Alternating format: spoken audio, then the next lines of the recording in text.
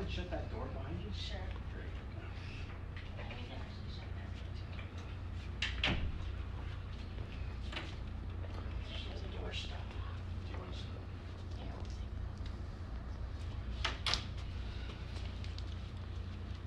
that. So my name's Tanya Faison. Everybody can hear me okay? On June 21st at 11:20 a.m., 3 boys, 13-year-old boys, were terrorized by Sacramento police. We're here today to have a press conference to let the community know what happened and give our demands to Sacramento Police Department. I'm gonna go ahead and let the family speak. First person coming up today would be Angel.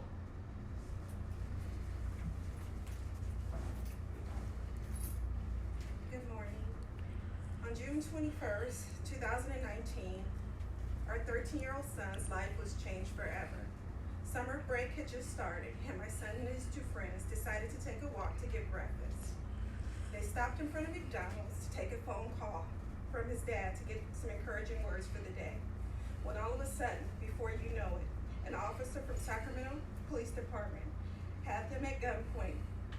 The boys quickly dropped to their knees on the hot pavement and placed their hands in the air as they were held at gunpoint.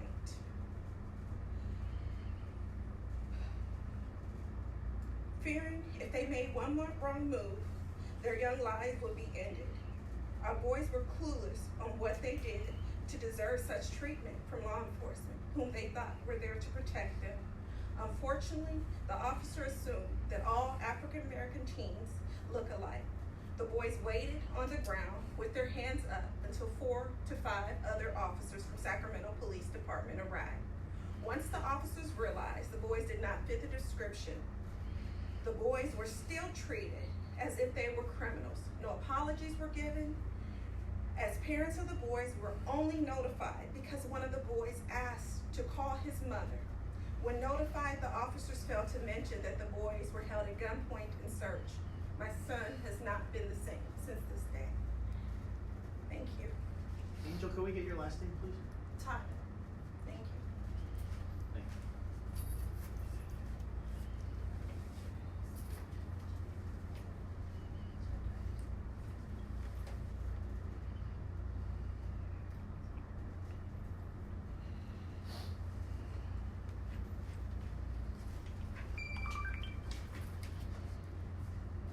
Greetings to all.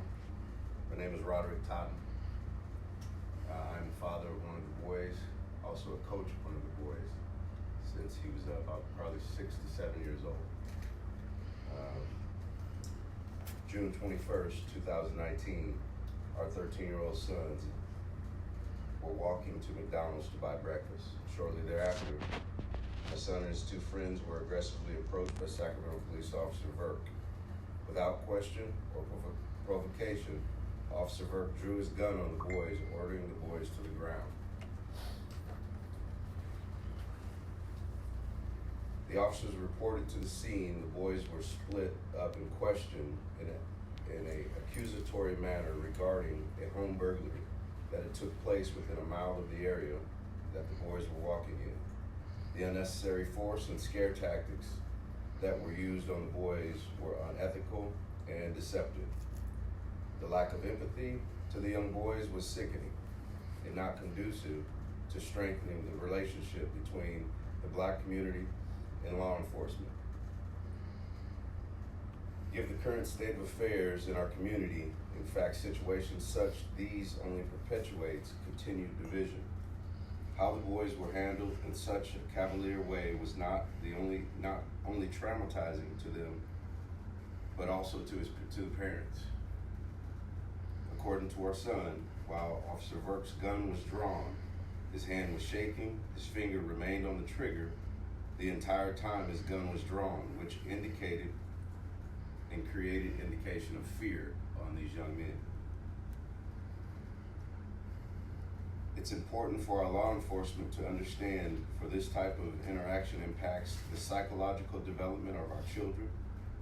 Police officers should undergo cultural sensitivity training that would enable them to perform their duties in a Benicio away without treating the individuals they come into contact with as suspects. Additionally, how law enforcement communicates with parents of minors should be reviewed. I was given unclear and misleading information about the situation. The officer that held the kids at gunpoint actually spoke with me on the phone. Didn't let me know anything about the kids being held at gunpoint. Didn't let me know the kids were placed on the ground. Didn't let me know that the kids were placed into a vehicle. Didn't let me know they were searched. Were spoken to as they were just questioned and moved on. At that time, I asked to speak to my son after the officer told me that they were going to be released. Once I let them know that I was on my way, he told me I wouldn't get there in time. They would be released well before that. I asked to speak to my son. He put my son on the phone. I spoke to my son, asking him if he's okay, and when he gets home to call me directly after they leave from there. I asked to speak back to the officer. My son let me know that the officer had us on speakerphone. So now I know that this officer is standing over my son to make sure that he doesn't say anything. I don't know his reasoning, but it's intimidation. That intimidation, standing over my son, he felt like he couldn't tell me what really happened. When I asked him at home, why didn't you let me know that? Well, Dad, I thought the police officer let you know that while he was on the phone. So that misleading information or no realization of how to conduct himself with the parent to make them aware of what's going on does not make me as a father or a parent feel comfortable. Reform is necessary and needs to happen quickly to prevent situations like what my young son and his friends had to endure. Thank you. Sir, can I get your name and correct spelling? Rod, R-O-D, last name Totten, Tango, Oscar, Tango, Tango, Oscar, November. Thank you.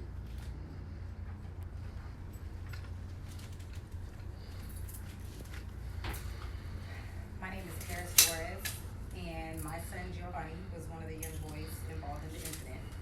And like the other parents, I was not contacted by Sacramento Police to let me know that they had my son, that they had detained my child and searched my child and questioned my child. My child is the person that contacted me. He was very scared, he was frantic. He put an officer on the phone who, as well as the other parents, did not let me know that my child was held at gunpoint and searched. What disturbs me about this whole incident is that these boys are babies. Anybody that saw that video, these are children. These are not grown men, these are children that you're pointing guns at. And these are babies that have not started high school yet. The officers did not care that these children have futures. They did not care that they have parents, siblings that love them. They didn't care. To those officers, these little boys were a threat. They did not care that they did not fit the description of the suspect that they were looking for. The explanation that was given was only 15 seconds. Well, the gun was only held at them for 15 seconds. It takes less than 1 second to pull the trigger and take my son's life, as well as the life of his friends. So for 15 seconds, my 14-year-old son did not know if he was gonna make it home. He did not know if he was gonna live, die. My son has aspirations, he has dreams. He wants to go to the NFL. He talks about one day buying his mother a home. He has little brothers and sisters that look up to him. And that officer did not care. My son was not a life to that officer, nor were his friends. Didn't care. They didn't care the effect that would have on my child or these children. Right now, my son is struggling to understand why he does not matter to the people that are supposed to protect him. And that is a problem to me. That is a problem to me that these kids should not fear law enforcement. It's a problem to me that these kids are systematically trained not to call law enforcement because they feel law enforcement is gonna kill them, not help them. That is a problem to me. It's a problem to me that these officers did not think to contact the parents. He's 14, I'm his advocate. He can't speak, he can't even sign his name on a piece of paper. And that bothers me. That Sacramento Police did not have enough dignity or respect, not just for my child, but for his mother, to let me know that you had guns pointed at my child's face. And I feel every officer out there, before you put that badge on, you once were a child. A lot of you are parents yourself. Think about your child on the other end of that gun before you pull a gun on somebody else's child, period. And they also need to consider how they deal with these kids. These kids didn't even fit the description. And the explanation that I was given was we got a call about 3 young blacks. That's what she said to me. And when I pressed her on that, she says, oh, well, the clothes fit the description. If you look at the video, these children are all wearing very distinctive outfits. So not only do I want an apology, these children, these babies deserve an apology. The community deserves an apology. But I would like for these officers to substantiate why you stopped these children in the first place. Because to me, it's harassment. It's harassment. These children were doing nothing but walking to get breakfast. And that's sad that in today's society, in Sacramento, where we're a melting pot of different colors and religions and races, that these children can't even go get breakfast without being harassed. In addition to them having cultural awareness training, they need to have training on how to deal with people, period. How to deal with people, period. That's not the way you deal with somebody. There are so many other ways that you can question somebody or pull somebody over without pointing guns. I don't know how many times these news conferences have to take place. How many times people have to demand officers apologize. Just don't do it. It's that simple. Treat people with human dignity, respect. Treat babies like, these are children. Treat them like children. And consider the effect, when they walk away from that incident, these officers go home. They write a little report, they go home, probably won't ever think of my child again. But now my child has to live with that. He's now learning a hard lesson of what his color will do to him for the rest of his life. That's all I have to say. Thank you. Can I get your name and correct spelling? Paris Flores, Paris Flores. Thank you. All right, so we have demands for the Sacramento Police Department. We demand all audio and video of the incident that took place on June 21st, 2019 at 11:20 a.m. be released publicly according to the City of Sacramento's ordinance passed on November 29th, 2016 that requires all video from police-involved shootings, in-custody deaths, and complaints filed be released within 30 days from the incident. We demand a public apology to the boys and that this incident goes on record with a report and that the families are given a copy of that report. We demand that the families and public are given all names of the officers involved in the incident. We demand that the Sacramento Police Department stop terrorizing Black children and families that live in all parts of Sacramento, including Sacramento communities that are predominantly Black. Officers found to have engaged in abusive behaviors toward Black people in any community that they patrol should be immediately removed and banned from any further engagement in that community. We demand that SAC PD officers remain professional during interactions with the communities that they serve and protect.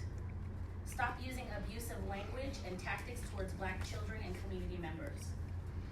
Lastly, when abuse and trauma have been inflicted by law enforcement on community members, particularly children, compensation should be provided for mental health treatment, either directly funded by the police department or by the City of Sacramento. And I'll go ahead and take a couple of questions.